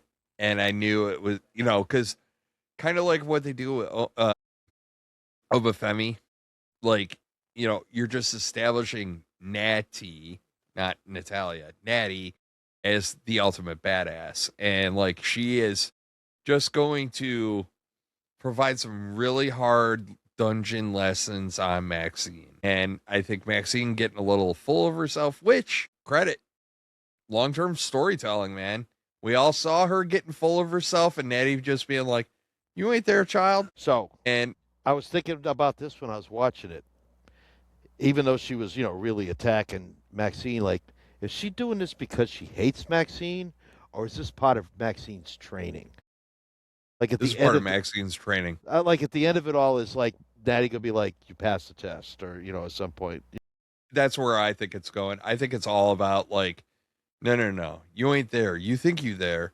You ain't there. And it's her getting slapped around by Natty now is Natty telling her like, no, child. You ain't there. I wish we would have seen this Natty about 5 to 7 years ago. I think Maxine, though, the funny part is Maxine does have a charm to her that sucks you in of she's almost like a stuffed animal, right? Like, just cute and cuddly and you just want what's best for her. And when she is knocked down, you kind of feel bad and like, oh, child, let me pick you up now and kind of stuff like that.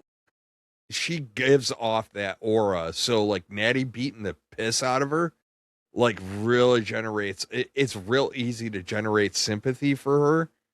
And like her lows are, you always feel bad for her, and her highs, you always feel happy for her. So like, I think in order for Natty to pull this off, you had to have that perfect balance of somebody that could get the sympathy on the lows, not be over the top. Because like if Natty's doing that crap to Becky Lynch, you're just like, of course she is, because Becky's Becky, but the fact that she's doing it because that's kind of Alpha Academy's shtick, right? It's the land of misfit, the cute land of misfit toys, right? Unlike the Wyatts, yeah. Yeah, big lovable Otis, little Tozawa, scrappy little Maxine. That's the appeal of Alpha Academy. That's really what Alpha Academy is, right? Like, yeah, they're fun. They're fun, but they're just kind of cute fun, right? Like it's they're not PG rated fun. Like they're just as much as MFTs look like they're like a bunch of dudes hanging out at the front porch.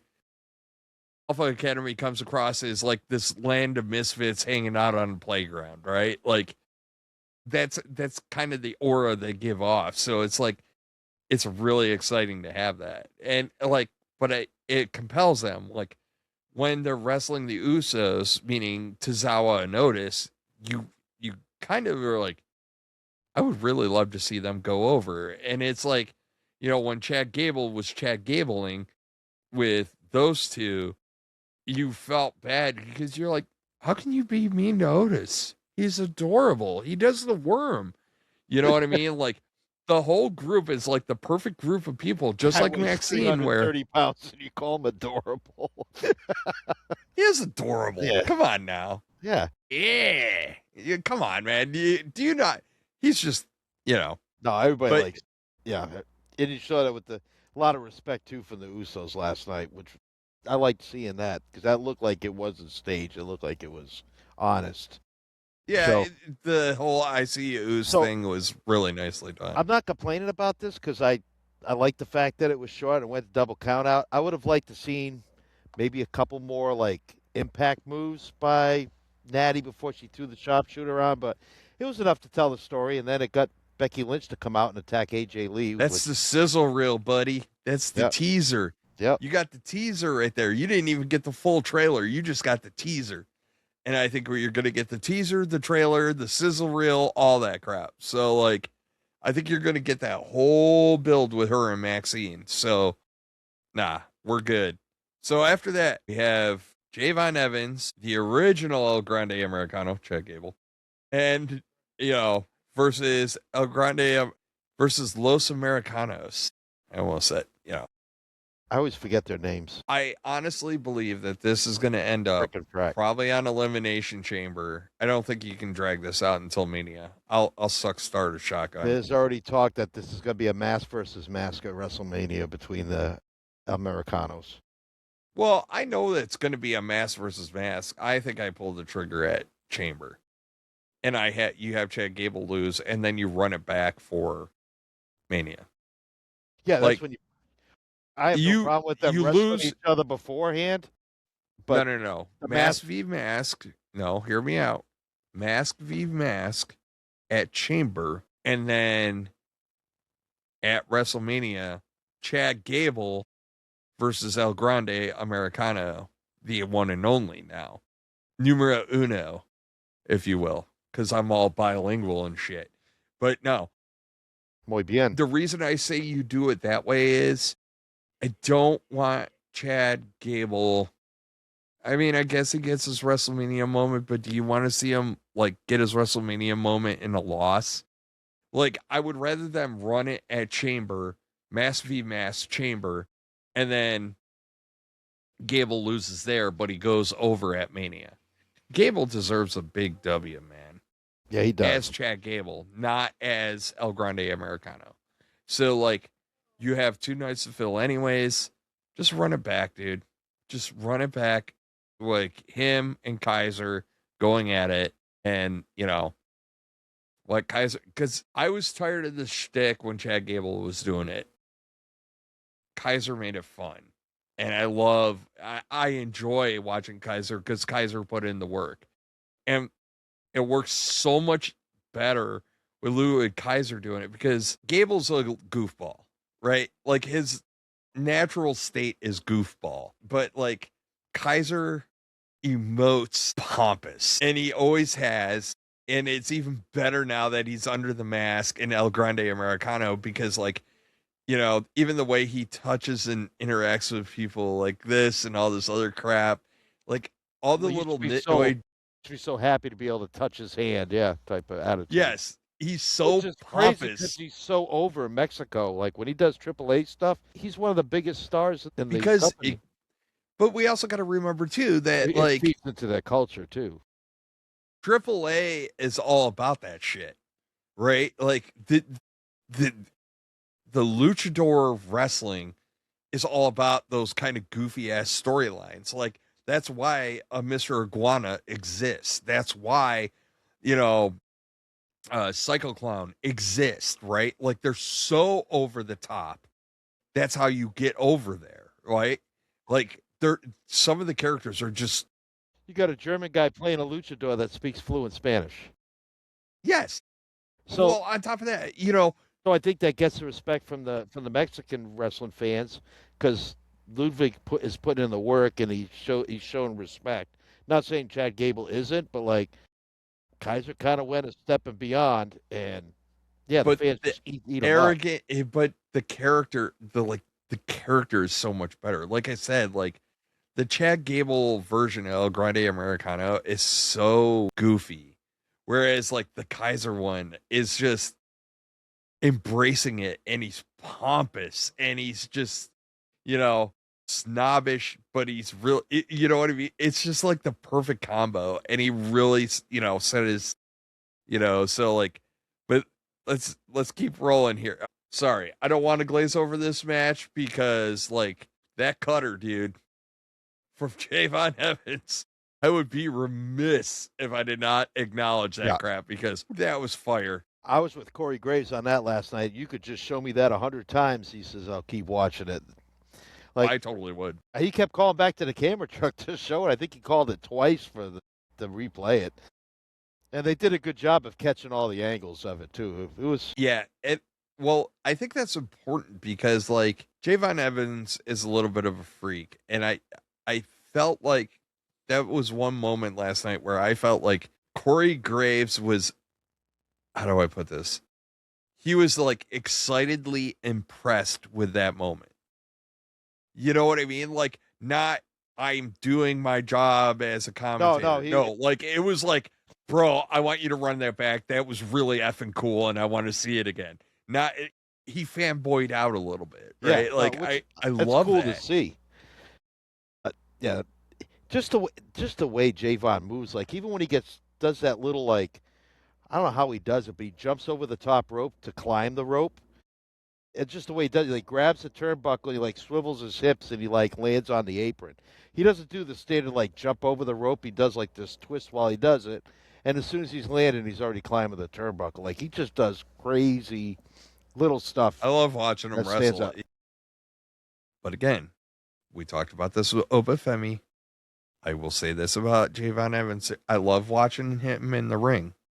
I need the character now. I need to know who he is. I want to know who he is. You have my interest now, but I want to know who you are. And the same goes for Obafemi. Okay, got it. I'm not crapping on Omos, but I kind of am. Omos was never a compelling character. He was a giant badass that just, even with MVP as his manager, it was just kind of like meh. And it was kind of like it's very El Gigante-ist. Yeah, it was just. If you had a freak of nature, size wise, but I mean, I guess he's good in AAA. They like him down there, as long as he keeps beating up the little micro guys. That shit was so funny. Guys like so funny. How tall is Omos? 7'3"? He's something. He's like, up there. It was like Micro Man, like 2'1". Yes. Yeah, it was nuts. It was one of the most hilarious things I've ever seen ever. But all right, this masked man crap, Matt. I'm kind of over it now. I'm officially over it. Like, either reveal who the F it is or give me some story that makes it make sense. So you really think it's going to be Grayson Waller? I think it's Grayson Waller. I know it's Grayson Waller, but I think it's Grayson Waller. I think that you could spin it. There's a little bit of story there with him in theory, blah, blah, blah, blah, blah, blah, blah. Maybe this is how you kind of reinvigorate like New Day a little bit. I don't know, dude. It's Grayson Waller. He's in mourning. That's why he's wearing all black. That's what I'd have him come out and say. He's in mourning that Austin Theory joined the Vision instead of coming back and being his tag partner.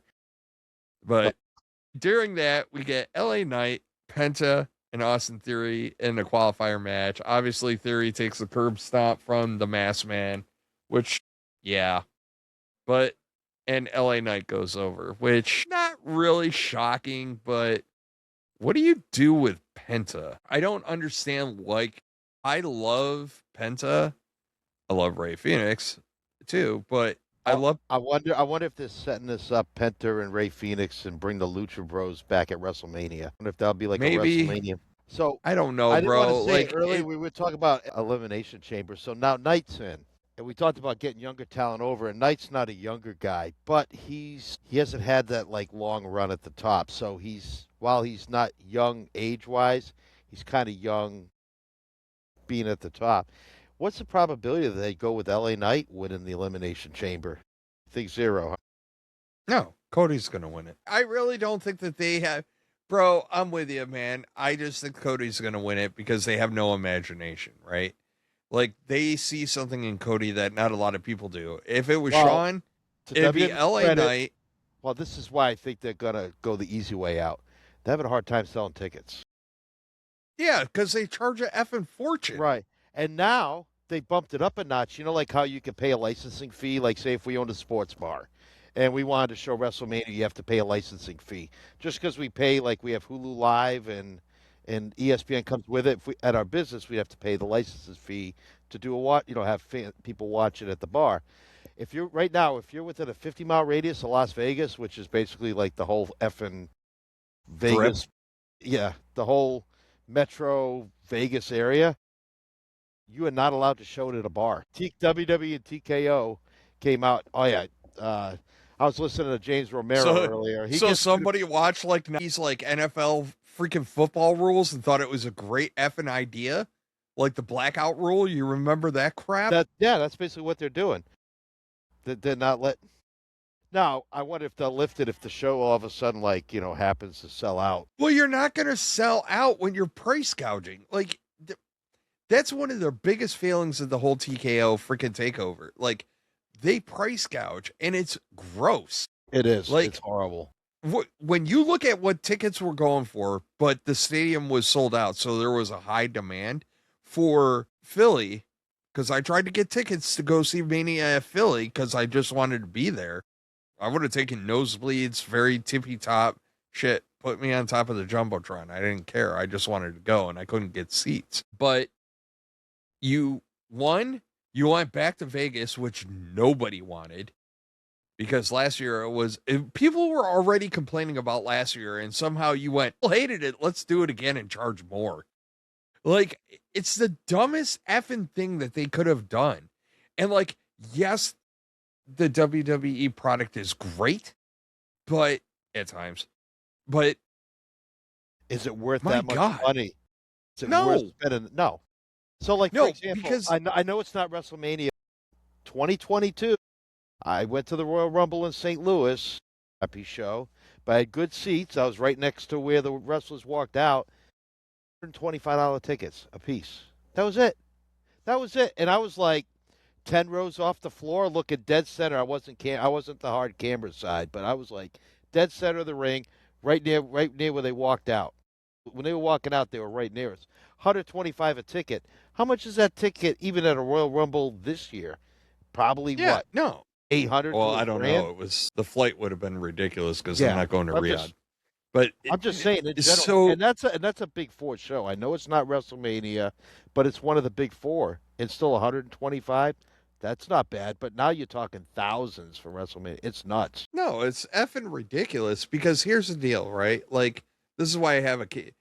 NASCAR has recently figured this BS out. Like, it's Daytona week, so I'm going to talk about this, Woo-hoo! right? So NASCAR put out a commercial. I sent it to you about their commercial right now. Basically said, we're NASCAR, we're not F1. All right. Like, we don't do velvet ropes and champagne. We were built by like bootleggers and whatever else they said in there. Yeah. Which is all true. Like Budweiser and Leonard Skinner. That's NASCAR, you know? Yeah. Like, you know, but it's important in this context, which is NASCAR finally woke up and went, oh crap, we got to be who we are. And now they're going in big and loud of this is who we are, which is a good thing, right? Like, don't try to be something you're not. And like WWE is trying to be something you're not. You're not UFC. You're not, you're not F1. You're not one of these, like, there's not going to be like 6 million millionaires chomping at the bit, like, to see your product. Embrace the people that like if you wanted to be successful, I'm not saying you had to go super cheap. WrestleMania should have a price tag to it, but it shouldn't be Super Bowl god awful pricing, right? It should be higher, but within reason, right? And like the fact that you're pricing every common person out thinking that you're going to fill the arena is dumb. You're treating it like a UFC fight, which is why you put it in Vegas again. So, and then let's just add to the FU pile. And then you went, yeah, Mania's in Saudi next year. Double birds, mofos. And it's a problem. And I hate to digress off LA Knight. Great win for him. Glad he's in the chamber. The big takeaways were like, but still in all, this needs to be talked about because like them taking steps to try to mitigate the damage because they overpriced their product is on them. Yeah. Period. Well, it's not even that. If you want to go to like where they have the meet and greets, they're charging what, $75 to $100 for an autograph from a wrestler? Like, come on, real like. Have you? What's funny about that? For years, wrestling was a blue collar sport. It was affordable. I mean, I remember going to shows at the Garden in the '80s. It was $9 or $10 for a half decent ticket at Boston Garden or at the Civic Center. I mean, my tickets for Survivor Series of '94 were like, I had floor seats for Royal Rumble '94 in Providence. They were like $22. I was on the floor. Yeah. I mean, I was 16 rows back, but I was on the floor. It was pretty cool. But like, that's my point. I know, right? Like 30 years ago, but still, even with inflation, that's maybe what, a $200 or $150 ticket in today's money from 30 years ago. So let me give you context. So since I've moved to Maryland, I have been to 2 shows, or 1 or 2. Maybe it was just 1. Raw or SmackDown, doesn't matter. in Baltimore. I looked at the last time they came to Baltimore. The price was outrageous. Like it went up like $100 for roughly the same area where I was trying to sit. Like it shouldn't be like that. And their product, again, your product's good, but the problem is I get a lot more value watching your product at home. I get to drink a lot cheaper. I get to enjoy and sit in comfy clothes. I don't have to deal with traffic. And I can watch your craptastic product that I got to have 50 streaming apps to watch. And like, I'm already invested. Like, pricing me out of your showing up live is beyond ridiculous. So, whatever. Because your hardcore wrestling fan is your middle class, for the most part. No, and that's been the problem with lower middle class as well. And you make it so these kids and these families can't take their kids here. I mean, it's good for the indie circuits, but if you want to take your kid to see like your WWE stars, you can't afford it. No, and this is why you screw yourself, because 5-10 years from now, you're going to go, where did all their fans go? Well, a bunch of them got fed up and left, and you didn't make new ones because people can't afford to take their kids to get that initial touch. And I got it, man. It's Mania. It should not be. Look, I am not advocating that Mania should be like cheap. I'm not. And everything's relative, right? Like the cost of going to Mania in Las Vegas is going to have a different price tag than going to WrestleMania in Indianapolis. Straight up. Got it. But you can't price the common fan out, because eventually the common fan is going to find another place to spend their money. That's why I pointed out what I said about NASCAR. Like NASCAR nice folks, if y'all don't know, let me give you some context on NASCAR. So just picture what you would spend to go to Disney World for a family of 4, which is beyond ridiculous. Probably $8 to $10 grand at least to do it right. I get to my family. Granted, we have a camper and we have a nice setup. For $1,500, we get to go to. We'll use the Glen because Dover's kind of a unique situation for us.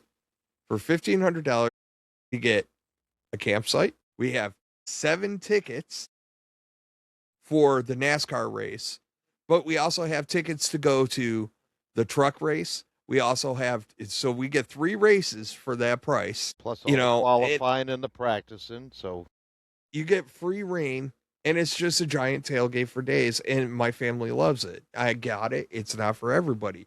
But you know what else you get to do? You get to take your own alcohol in, so you're not, and the concessions are usually pretty effing cheap. Yeah. What a great, you're there for a memory. You get to listen to loud cars for a couple hours, but you also get to hang out and party. And you get to do that for days, right? Cheapest damn thing. I can't even get in the door for an entire trip to NASCAR, or, for the cost of a trip to NASCAR. I can barely get in the door for one person into WrestleMania. That's ridiculous. So, and you're pricing people out. You're going to, I saw that it popped up on Facebook, but then it was sold. 2 infield spots for Daytona Speed Weeks this year, side by side with electric hookups, $750 a piece for all the Speed Weeks. Like $750? $750. It was in the infield, and it wasn't. It was kind of more in the middle of the infield, so you weren't up. So you really didn't have good sight lines, but you're there. Bro, I would take that. That's Daytona, dude. He said, yeah, because he said, well, he had to get rid of them, but he pays $1,200 for each one, which is still a good deal. $1,200 for the weekend. That's a good deal. But also, Daytona's got a huge infield. I pay $300 and change because I renew for Dover, and that's an extra large site that also gets me 4 parking passes. I also pay. I have 2 sites at Watkins Glen that I roughly pay $400 to me, 2 passes per, so I have 4 passes there. So like my site is $400, no hookups, but $750 for hookups, like in the infield. That's fucking in the infield, baller. But you know what? We're a wrestling pod. It's been a great that's week why I of was wrestling. laughing. I'm like, we're just talking about our like bucket list NASCAR stuff, and I'm like, oh shit, we're still live. Well, it's not really. It's not really bucket list though, but it's important Yeah. in the context of our Right. conversation that we're having, which is 100%. the outrageous price of wrestling right now. And NASCAR learned a valuable lesson and had to reinvent themselves and go, crap, we got to go back to our roots. Wrestling's going to learn, WWE is going to learn the hard way if they're not careful that, like, oh crap, we got to go back to our roots. And then you're going to lose interest in your product. And then you're going to have a lull like you did right after Ruthless Aggression into PG got really kind of like lolly. Yeah. And like, Was that when they were really, having, like, was that when they were having like Bob Barker as like a Raw general manager for a night well, those years? there was that. That was pretty bad. Then even when like right before COVID, like it was just starting to pick up a little bit, like right before COVID. So like they got to be careful. But I don't want to end on a negative note. Look, I had a great time, folks. Hear me out. That Judgment Day is going to be the catalyst for all your best stories this WrestleMania season. I'm telling you. But you know what, Matt? Tell the folks where they can find us so they can listen to us ramble on for 2 hours. Yes, you can find us on YouTube, Spotify, Apple Podcasts, and then we also put our shorts on YouTube, Instagram, TikTok, and X, whenever Sean remembers to go on X. But I usually take care of most of the other social media. Meh. When we have something exciting. Not like we're getting paid for this. No. We do this because we love y'all. Yeah, like Matt said, hit us up on the socials. I'll do better on X. Been kind of busy in fairness. But no, it's been awesome. This was a great conversation. And obviously Matt and I, like, we were having fun tonight, and we're glad y'all were with us. Keep on following, like, subscribe. Don't forget our challenge. We're trying to get up to 100 subscribers on our YouTube, for the before WrestleMania when we hit our 1 year anniversary of this podcast. But until then, folks, we love y'all. We're going to wrap it up. Talk to y'all later, and we'll see y'all next week. Have a good one. Goodbye.